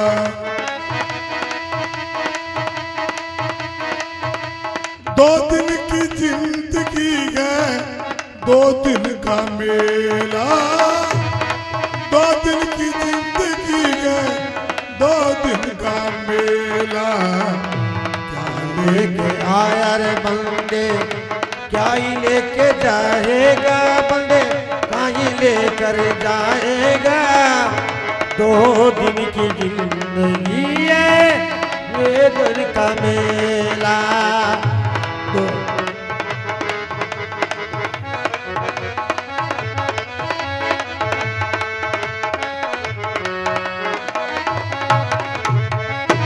धन दौलत से एक दिल खाली होगा हाथी, अंत समय भगवान का और भजन चलेगा सार, या रावण सर का वीर बहादुर आया इस जग में, आया इस जग में, जाकर पोता पोती को सब आजा महल में, जाकर पोता पोती का,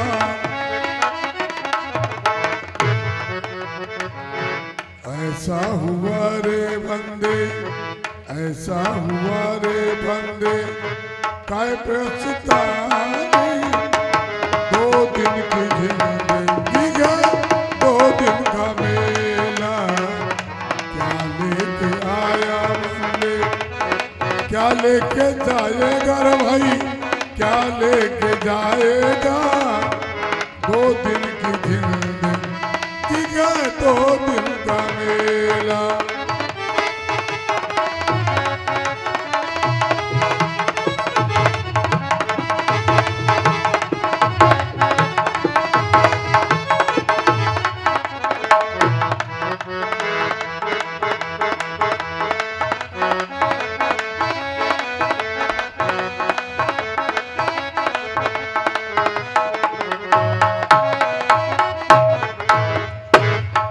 लेके आया रे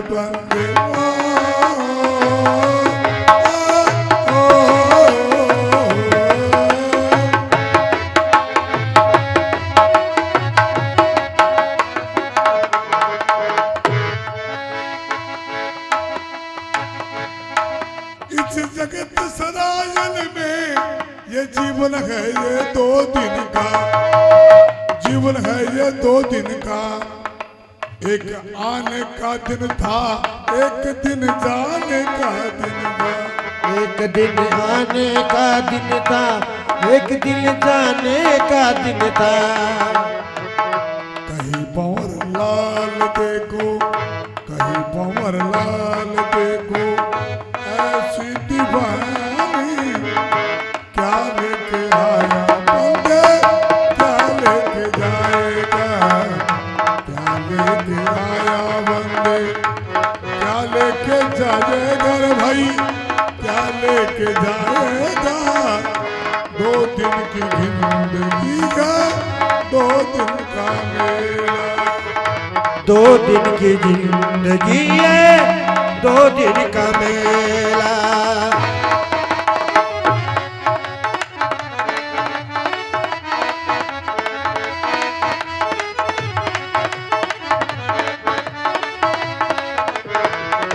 क्या लेके आया बंदे, क्या लेके जाएगा रे भाई, क्या लेके जाएगा।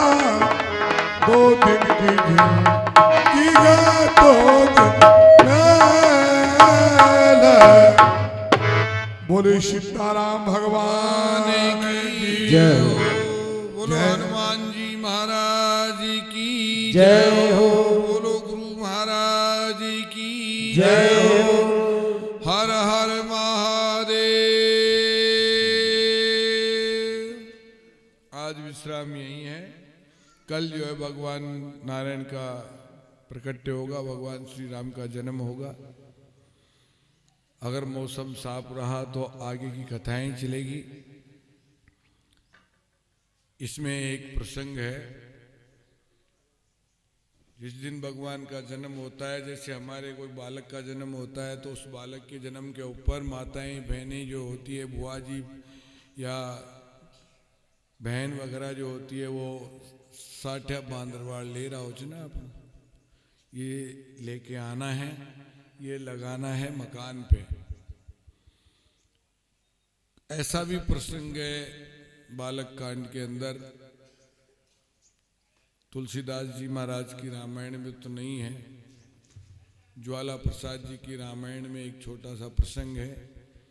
किसी भी व्यक्ति के संतान नहीं है, संतान सुख पाने के लिए बालक कांड के अंदर जब भगवान श्री राम का जन्म होता है तो उस समय ये कपड़े वगैरह जो लेके आते हैं छोटे छोटे, उन कपड़ों को यहाँ ले जा करके, यहाँ लगा करके और अपने घर ले जा करके रख लेते हैं। उसकी मनोकामनाएं पूर्ण होती है, ऐसा वर्णन है। अब जी की जैसी भावना वैसा ही सुख मिलता है। ये अपने आप के ऊपर, स्वयं के ऊपर डिपेंड करेगा कि आपकी भावना कैसी है। आपको पुत्र चाहिए, पुत्री चाहिए या नहीं चाहिए, या ऐसे ही महाराज कह रहे हैं, तो वो एक अलग बात होती है। लेकिन अगर ऐसा करते हैं तो ऐसा प्रमाण जो है मेरे पास में पढ़ने को मिला है। तो आप चाहो तो ये कर लेना।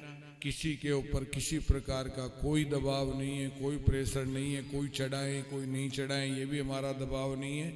आप केवल मात्र जो झांकी बनेगी उसका दर्शन करें, उसकी आरती करें, पूजा करें और भगवान का जो है भजन का आनंद लें। ये आपकी कल की कथा रहेगी। इसलिए आप आराम से थोड़ा सा जल्दी भी आने का प्रयास करें। आप बहुत लेट आते हैं, क्योंकि आज हम सुबह 11 बजे बैठना पड़ा हमें, जबकि हमारा विचार ये था कि 10 साढ़े 10 बजे हम कथा में बैठ जाएं, ताकि हमारी कथा भी पूरी हो और कथा का आनंद भी है। 5 भजन इन्होंने गा लिए, तब तक हमारे पास कोई व्यवस्था नहीं है, सुनने वालों की कमी नहीं है। यहाँ पास में बहुत सारे लोग रहते हैं, गांव पूरा भरा पड़ा है, कोई कमी भी नहीं है। समय निकाल करके सुनो। आपसे कुछ ले तो नहीं रहे हम, आप भी कुछ हमें दे भी नहीं रहे। हम तो केवल मात्र आपको सुनाने आए, आप सुनो बस। देना लेना तो प्रभु के हाथ में है। मेरे भाग्य में जो होगा वही मुझे मिलेगा, आपके देने से नहीं मिलेगा मुझे। देने वाले तो परमात्मा है, लेकिन समय पे सुनने के लिए आप आओ ताकि कार्यक्रम चालू हो जाए। बीच में आराम से विश्राम लें, कोई दिक्कत नहीं है। महाप्रसाद यहाँ बनता है, उस महाप्रसाद को लेके जाएं। सामने ये प्रसाद जो है, ये इस प्रसाद को श्रेष्ठ मानते हैं, ये प्रसाद भी लें, इसको छोड़े नहीं। ये थाली में जो प्रसाद है कल जू का त्यों बच गया, आप ये मखाने और खील चावल की ये नहीं खा पाते हैं, तो ये ठीक नहीं है। प्रसाद भगवान का चाहे कोई सा भी हो, उस प्रसाद को लेना चाहिए, उसको पाना चाहिए। प्रसाद को खाने से मन के अंदर कई प्रकार के जो विकार होते हैं वो दूर होते हैं, इसमें कोई संदेह नहीं है। प्रसाद खिलाने के लिए नहीं बोल रहा हूँ। अगर आपकी इच्छा हो कि ये वास्तव में सही है, तो आप में से कोई बुद्धिमान हो या ये चाहें कि हम पढ़ना चाहते हैं, तो मेरे पास में कल स्टेज पे आ जाना, मैं उनको पढ़ा दूंगा कि ये प्रसाद के विषय में यहाँ लिखा हुआ है कि नहीं लिखा हुआ है। प्रसाद अवश्य लें और प्रसाद को अवश्य पाएं आप। प्रसाद के बिना जो है मन के विकार दूर नहीं होते हैं। मन के विकारों को हमें दूर करना है, ये हम चाहते हैं। पहली बात तो हमें कथा करना ही नहीं आता, हम जानते ही नहीं है कथा करना, कथा होती कैसी है। और फिर चलो कथा भी कर रहे हैं, टूटी फूटी जो भी है वो सुना रहे हैं, उसको आप सुनने नहीं आते हैं, तो ये थोड़ा ठीक नहीं है। इसलिए आपसे हम यही निवेदन करेंगे कि समय पे आए, कथा सुने बड़े प्रेम से। जो भी है जैसी भी है, भगवान का नाम तो ले ही रहे हैं हम भी आपके सामने, इसलिए आप लोग सुने समय पे आकर के। बोलो श्री रामचंद्र भगवान की जय, बोलो हनुमान जी महाराज की जय, बोलो बस्ती नगर की जय। जय जय सीताराम। हाँ जी, आरती के लिए पधारो।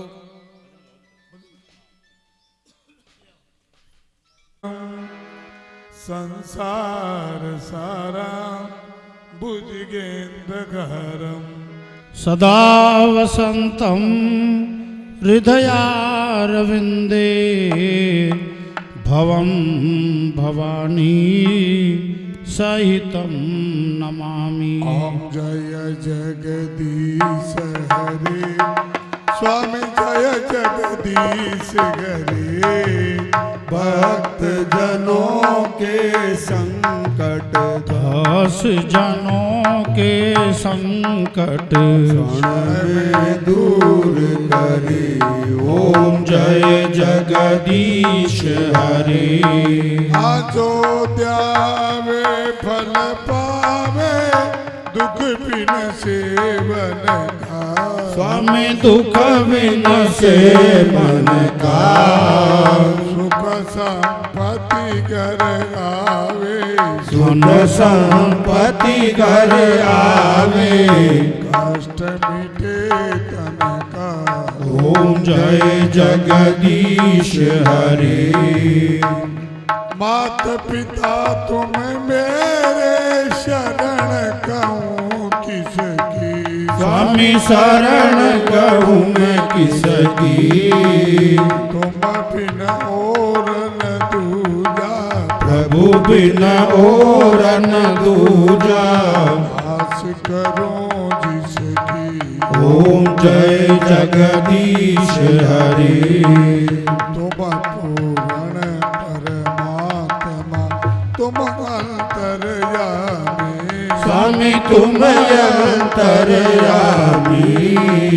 पार ब्रह्म परमेश्वर, पार ब्रह्म परमेश्वर। तुम सबके स्वामी। ओम जय जगदीश हरे। तुम करुणा के सागर, तुम पालन करता। स्वामी तुम पालन करता। मैं मूर्ख कल कामी, मैं सेवक तुम स्वामी। कृपा करो भरता। ओम जय जगदीश हरे। तुम हो एक अगोचर, सबके प्राणपति। स्वामी सबके प्राणपति। सविध मिलहु दयामय, सब विध मिलहु दयामय। तुम से मैं ओम जय जगदीश हरे। दीन बंधु दुख हरता तुम ठाकुर मेरे। स्वामी तुम ठाकुर मेरे।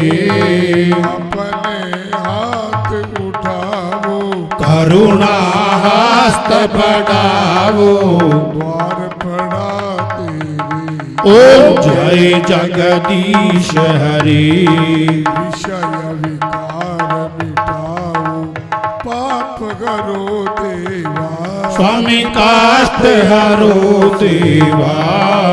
श्रद्धा भक्ति बढ़ाओ निरामल प्रेम बढ़ाओ।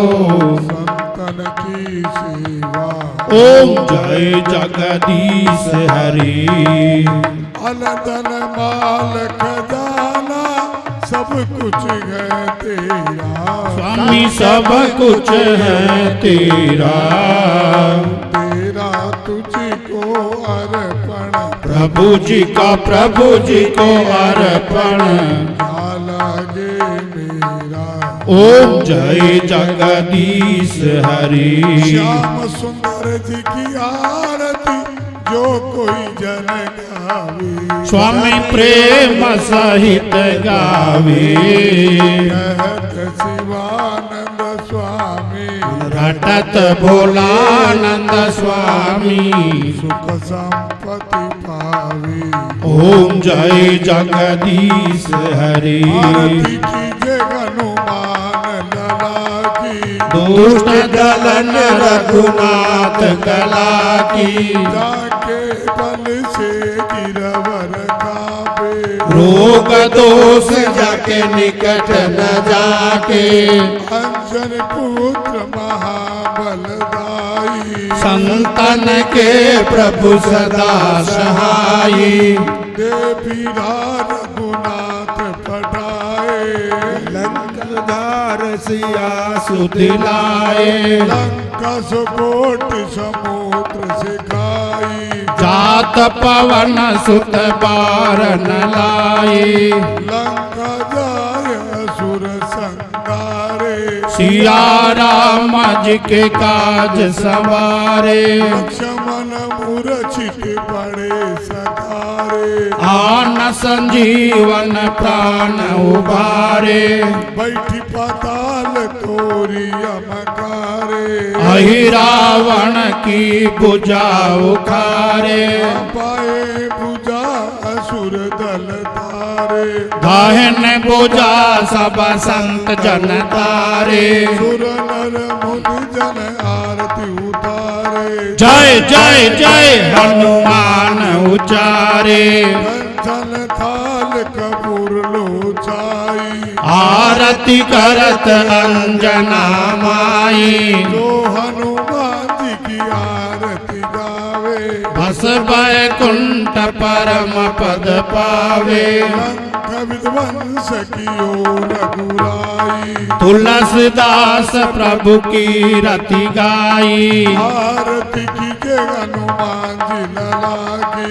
दुष्ट दलन रघुनाथ कला की। श्री राम जय राम जय जय राम। श्री राम जय राम जय जय राम। ओ श्री राम जय राम जय जय राम। श्री राम जय जय राम। ओम द्यौः शान्तिरन्तरिक्षं शान्तिः। पृथिवी शान्तिरापा शान्तिरोगदयः। शान्तिः वनस्पतयः शान्तिः सवै देवाः। शान्तिः ब्रह्म शान्तिः। सर्वगं शान्तिः शान्तिरेव शान्तिः। श्यामा शान्तिरेधि। ओम शांति ओम शांति ओम शांति। सर्वारिष्ट शांतिर्भवतु। जलेन शीतले कर्णम् आरार्तिक्यां गृहीत्वा। ओम जगनेन जज्ञमयजन्त देवा। तानि धर्माणि प्रथमान्यासन्न तेहना कामहिमाना सजान्तयत्र पूर्वे साध्या शान्तिदेवा एकदन्ताय विद्महे वक्रतुण्डाय धीमहि तन्नो दान्ति प्रचोदयात्। ॐ कात्यायनी च विद्महे सर्वशक्ति च धीमहि तन्नो देवी प्रचोदयात्। ॐ दशरथात्मजाय विद्महे जानकी वल्लभाय धीमहि तन्नो श्रीरामः प्रचोदयात्। ॐ जनकजायाय विद्महे रामप्रियाय धीमहि तन्नो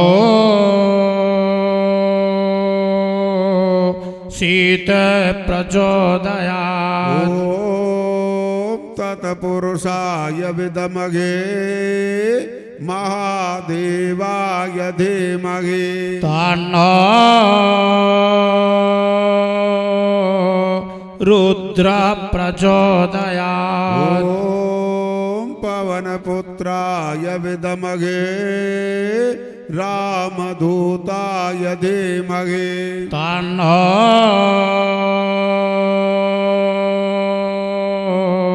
वीरा प्रचोदयात्। मन्दारमाला कुलितालकायै कपालमाला केतशेखराय दिव्याम्बरायै च दिगम्बराय नमः शिवाय च नमः शिवाय मनोजवम्मा ऋततुल्यवेगा जितेन्द्रयाम्ब दिमतां वरिष्ठां वातात्मजं वा नरयोत्तमोक्यं श्रीरामदूतं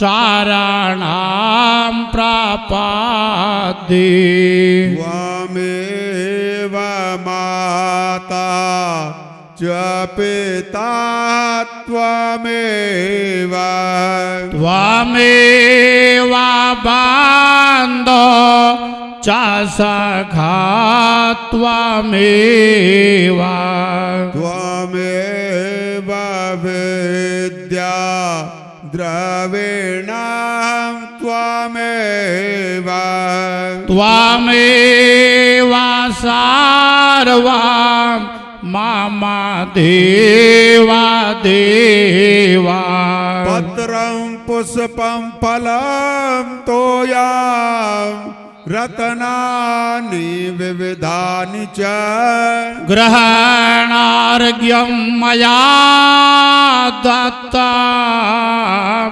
देहि मे वाञ्छितं फलं रूपं देहि जयं देहि भाग्यं भगवन् देहि मे पुत्र पौत्रान् धनान् देहि सर्वान् कामांश्च देहि मे फलेन फलितं सर्वं त्रैलोक्यं कम सचराचर फलास्यार्घ प्रधानेन सफला संतु मनोरथा। सभी बोलेंगे मैं मैं मनोरथा मनोरथ परिपूर्णा परिपूर्णा सफला सफला संतो हो। क्षमौनाथ अपराध मम हे जग के आधार, पुष्पांजलि अर्पण करो प्रभु आप करो स्वीकार। प्रभु जी आप करो स्वीकार। ओम नमः शिवाय तू जप ले प्राणी, बोले बाबा दया दिखावेला। काल कष्ट दारिद्र घरेला, अन्न धन खूब लुटावेला।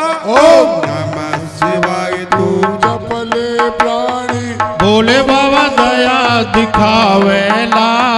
काल कष्ट दारिद्र हरेला, अन्न धन खूब लुटावेला।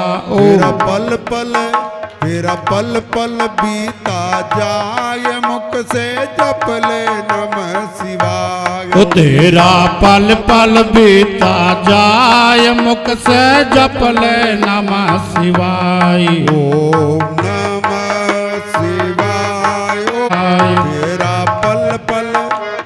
पल पल बीता जाय, मुख से जप ले नमः शिवाय। तेरा पल पल बीता जाय, मुख से जप ले नमः शिवाय। ओम नमः शिवाय। ओम नमः शिवाय।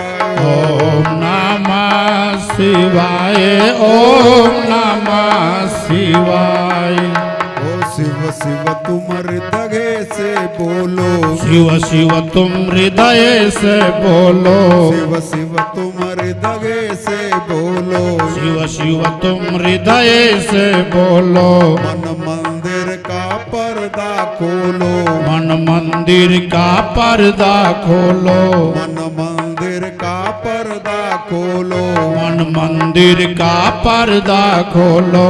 शिव शिव तुम हृदय से बोलो, शिव मंदिर का पर्दा खोलो। शिव शिव तुम हृदय से बोलो, मन मंदिर का पर्दा खोलो। ओ तेरा वक्तन कालीन जाग, मुख से जप ले नमः शिवाय। ओ तेरा अवसर खाली न जाय, मुख से जप ले नमः शिवाय। ओम नमः शिवाय। ओम नमः शिवाय। ओम नमः शिवाय। ओम नमः शिवाय। तेरा पल पल बीता जाय, मुख से जप ले नमः शिवाय। ओ तेरा पल पल बीता जाय, मुख से जप ले नमः शिवाय। ओम नमः शिवाय। ओम नमः शिवाय। ओम नमः शिवाय। ओम नमः शिवाय। तेरा पल पल बीता जाए, जप ले नमः शिवाय। तेरा पल पल बीता जाय, मुख से जप ले नमः शिवाय। ओम नमः शिवाय। ओम नमः शिवाय। ओम नमः शिवाय। पल पल बीता जाए, मुख से जप ले नमः शिवाय। तेरा पल पल बीता जाए, मुख से जप ले नमः शिवाय। ओम नमः शिवाय। ओम नमः शिवाय। ओम नमः शिवाय। ओम नमः शिवाय। ओम नमः शिवाय। ओम नमः शिवाय। ओम नमः शिवाय। ओम नमः शिवाय। तेरा पल पल बीता जाए, मुख से जप ले नमः शिवाय। तेरा क्षण क्षण बीता जाए मुख से जप ले नमः शिवाय तेरा पल पल बीता जाए मुख से जप ले नमः शिवाय ओम नमः शिवाय ओम नमः शिवाय ओम नमः शिवाय नमः शिवाय हरे राम राम राम हरे हरे हरे राम राम राम हरे हरे हरे राम राम राम हरे हरे हरे राम राम राम हरे हरे मन हो जा दीवानो रे भोला जी का चरणा में मन हो जा दीवानो रे भोला जी का चरणा में मन हो जा दीवानो रे राम जी का चरणा में मन हो जा दीवानो रे राम जी का चरणा में मन हो जा दीवानो रे बालाजी का चरणा में मन हो जा दीवाना रे मन हो जा दीवाना रे राम जी के चरणों में मन हो जा दीवानो रे राम जी का चरणा में मन हो जा दीवानो रे राम जी का चरणा में राघवेंद्र सरकार की जय हो रामचंद्र भगवान की जय हो राधा गोविंद भगवान की जय हो शंकर भगवान की जय हो अम्बे माता की जय हो हनुमान जी महाराज की जय हो भैरव लाला की जय हो राम कथा की जय हो व्यासी महाराज की जय हो सरयू नदी की जय हो सनातन धर्म की जय हो आज के आनंद की जय हो जय जय श्री राधे जय जय श्री राम